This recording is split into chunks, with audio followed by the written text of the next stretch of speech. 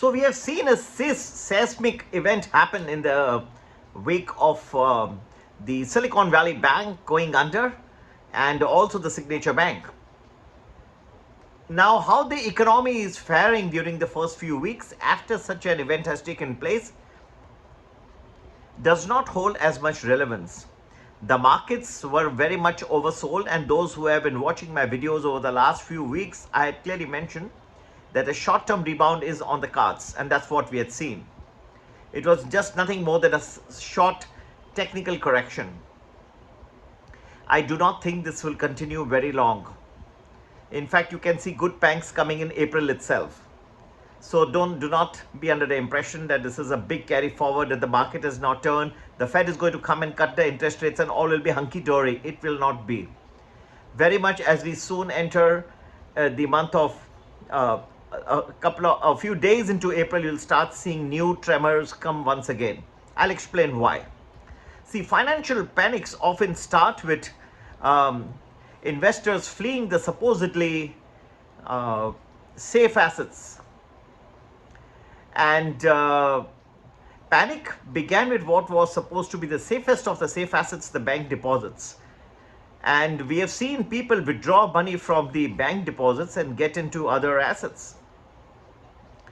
So Congress did try to step up initially, and they did try to talk up and say that there will be backstopping deposits in these banks, the SVB and the Signature Bank.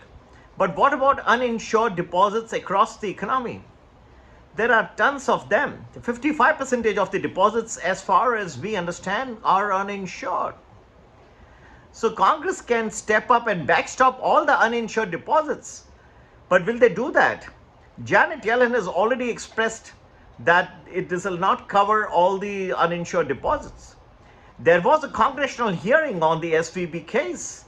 And in fact, there was an attempt to pass the buck to the Federal Reserve, to even the depositors, and also to the banks themselves for not having properly done their asset-liability match.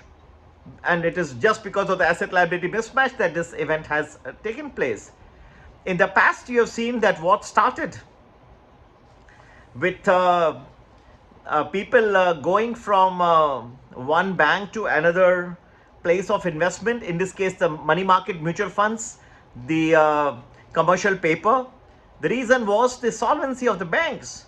Now another situation has begun to take place, and that situation is that you may see that there are higher yields that you may get on money market mutual funds and on commercial paper, and that's why depositors can start moving money from the bank deposits to these various high yielding instruments. And that is what is supposed to happen. But what can trigger this to happen will be a mincy moment, another seismic event that can take place. You may find that the banks may start losing more deposits as investors now start chasing yields, especially in the backdrop of solvency issues and also the stock market not doing very well. If that happens, then you will see there will be a greater run on the deposits, and by an estimate, over $1 trillion of bank deposits could vanish in this process. Architectural Billings Index has been in the sub 50 contraction zone for quite some time. Now, I would say 5 months in a row. And Architectural Billings Index has a perfect track record in predicting downturns in spending. There are other clues as well as to what's coming next for the stock market. The KRE Regional Bank ETF, Exchange Traded Fund, it's a famous one, KRE Regional Bank ETF. It remains 25% below its pre-Silicon Valley Bank collapse levels. So if all has come down to and has become hunky-dory, then why is this index still 25% below its pre-SVB level? That means this indicates that everything is not gone or has not stabilized, and there is more fun yet to come. So what is yet to come? As you must have seen from the congressional hearings on the Silicon Valley Bank case, there was little attempt to increase the FDIC limit to cover a greater gamut of uninsured deposits. There was not much attempt. There was not much talk either. In fact, as I explained, there was an attempt to pass the buck to the Federal Reserve, to the depositors, to the banks themselves. But what will trigger them? What will trigger the Federal Reserve, the Congress, to have a greater FDIC insurance on even many other uninsured deposits? If the banks are forced to increase the interest rates so as to be able to stem the outflow of deposits from the banks to the mutual funds, money market mutual funds, to the commercial paper, they will be forced to increase the interest rates, and this can impact their profitability. Profitability, once it is impacted, can impact their lending patterns, the amount of what they will lend, as they will have as once they start getting more unprofitable, then there will be great amount of caps on their lending processes also, which can have a concomitant impact on the US economy and therefore the global economy.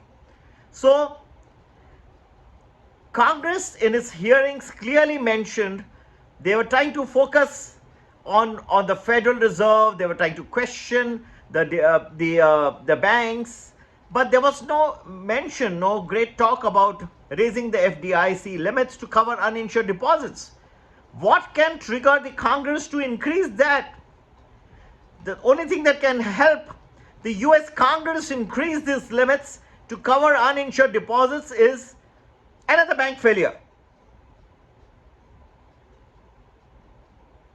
That would be reason enough for them to increase the deposits to cover. That would be excuse enough. Whether it's good or not is another story. Do not forget that just by 1 week of activity that has taken place, they have undone over 1 year of quantitative tightening, or QT. So maybe they are loath at this point of time. They do not want to come into another 1 week. But yes, if you find that there is another shoe that is about to drop, then Congress will wake up. They will be forced to cover a larger gamut of depositors. Now, how soon can that happen? Already the yields continue to go higher as far as the money market mutual funds. You must have seen as far as even the 2-year treasury yield, all had come down substantially after the SVB collapse, but have begun rising once again.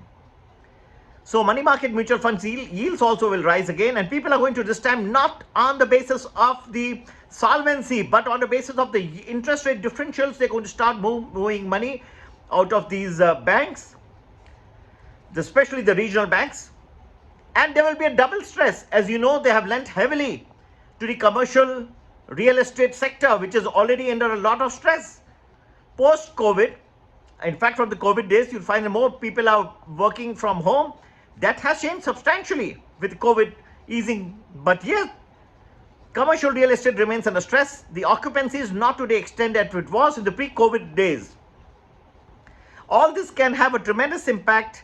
And yes, we are all waiting. And I would say, do not be complacent. Another shoe is about to drop, and drop soon. It is going to be, if you're going to ask me how soon that can happen, well, please stay tuned. If you need more detailed analysis, please do join our Premium or Premium Plus groups, which cover the Indian markets. For the US markets, you can join our Prime or Prime Plus.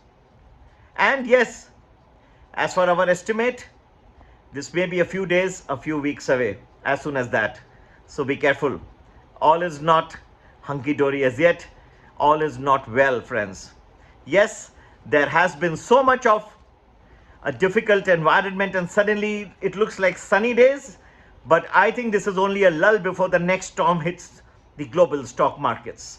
Stay tuned. Number to get in touch, 982-086-1044.